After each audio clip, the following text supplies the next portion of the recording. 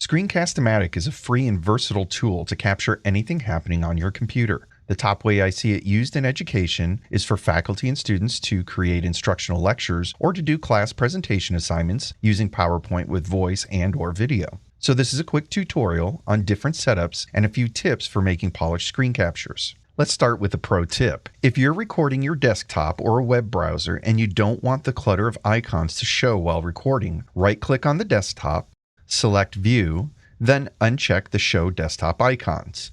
You can add them back once you're done, and nobody's the wiser for how messy your desktop is. All right, back to PowerPoint. Open Screencast-o-matic and click to record. Start by setting the size, and remember, a PowerPoint goes full screen when you start a slideshow, so set Screencast-o-matic to full screen capture. Another pro tip: you should be creating PowerPoints in widescreen formats to fill modern screens, but you can capture your older square format presentations with the black borders. Next, faculty on campus do not have time limits for recording, but for students using the free account, you have up to 15 minutes of record time, which is more than enough. For instructional focus and engagement, most presentations should only be about 5 minutes. I recommend running through your presentation at least once to make sure you can fit it into that time frame. Now connect the webcam and/or microphone and check your audio level.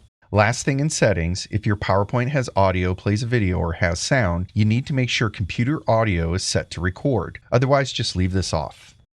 Now open PowerPoint and let's look at the different ways to record. To record just your voice over a PowerPoint, you'll choose Screen Capture Only. Then select the microphone. Start your PowerPoint and wait for the countdown. Then start doing your voice over the slides. You advance and navigate the slides as you normally would using the arrow keys. You can always pause during recording and start where you left off if you need to. When complete, click the pause button in the corner and then click Done.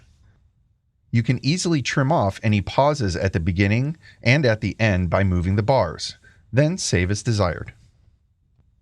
If you want to include the video from a web camera, after the above initial setup, select Both and a small preview window appears. Select the webcam and position the window where you want it to start during the recording. Now don't worry though, you can move this position during the recording to make sure it's out of the way of the slide information. Also, the 3 buttons you see at the bottom control how the webcam is presented during the recording. Let's do a quick sample. I'll start my PowerPoint slideshow and wait for the countdown.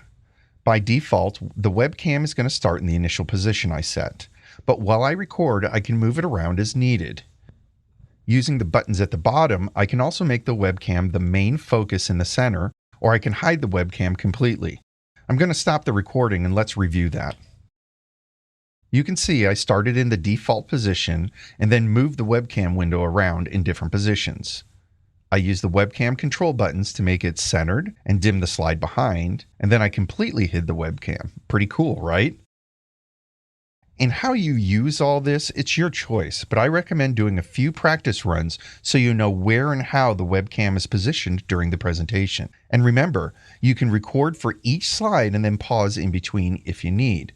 But you want to make sure that things don't start feeling choppy, so practice, practice, practice to make sure that it does flow. And that's using Screencast-o-matic to record PowerPoints in a nutshell. Have fun exploring your newfound presentation skill.